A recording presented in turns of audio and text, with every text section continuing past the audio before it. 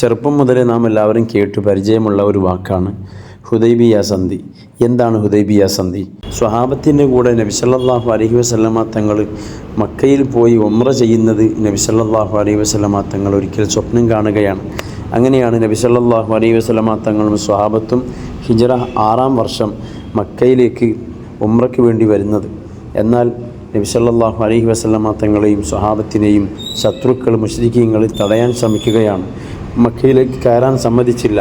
നബി സല്ലല്ലാഹു അലൈഹി വസല്ലമ തങ്ങൾ പറഞ്ഞു, ഞങ്ങൾ യുദ്ധത്തിന് വേണ്ടി വന്നവരല്ല, ഞങ്ങൾ ഉംറ നിർവഹിക്കാൻ വേണ്ടി വന്നവരാണ്, ഞങ്ങൾ അനുവദിക്കണമെന്ന് പറഞ്ഞു. പക്ഷേ അവർ കൂട്ടാക്കിയില്ല. അങ്ങനെ അവസാനം നബി സല്ലല്ലാഹു അലൈഹി വസല്ലമ തങ്ങളുമായി സന്ധിയിൽ ആവുകയാണ്.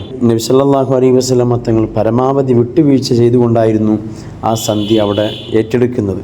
തങ്ങൾ ഒന്നാമത്തെ നിബന്ധന തന്നെ തങ്ങൾക്ക് മുമ്പിൽ അവർ വെച്ചത് ഈ വർഷം ഉംറ ചെയ്യാതെ തിരിച്ചു പോകണമെന്നായിരുന്നു.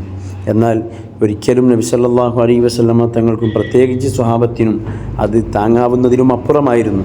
പക്ഷേ നബി സല്ലല്ലാഹു അലൈഹി വസല്ലമ തങ്ങൾക്ക് അള്ളാഹുവിൻ്റെ കൽപ്പന കൊണ്ട് ആ സന്ധി നിങ്ങൾ അംഗീകരിക്കുക, അതിൽ ഇപ്പോൾ പ്രത്യക്ഷത്തിൽ അതിൽ പ്രയാസം തോന്നുന്നുണ്ടെങ്കിലും വലിയ വിജയം അതിനുശേഷം വരാനുണ്ട്, നിങ്ങൾ അത് ഏറ്റെടുക്കുക എന്ന് തങ്ങൾ പറഞ്ഞു. അതുകൊണ്ട് തന്നെ നബിയും സ്വഹാബത്തും മദീനയിലേക്ക് മടങ്ങുകയാണ്. സ്വഹാബത്തിനെ സംബന്ധിച്ച് ആ വർഷം ഉംറ ചെയ്യാതെ മടങ്ങുക എന്നത് വലിയ പ്രയാസമായിരുന്നു. എങ്കിലും നബി സല്ലല്ലാഹു അലൈഹി വസല്ലമ തങ്ങളുടെ കൽപ്പന അംഗീകരിക്കാതിരിക്കാൻ കഴിയില്ലല്ലോ. ഇങ്ങനെ തുടങ്ങി കുറച്ച് ഉപാധികൾ നബി സല്ലല്ലാഹു അലൈഹി വസല്ലമ തങ്ങളുടെ മുമ്പിൽ വെക്കുകയാണ്. പ്രത്യക്ഷത്തിൽ മുസ്ലിമീങ്ങൾക്കത് വലിയ പ്രയാസമുണ്ടെങ്കിലും അത് അംഗീകരിക്കേണ്ടി വന്നു. പക്ഷെ അതിൽ വലിയ വിജയമുണ്ടായി.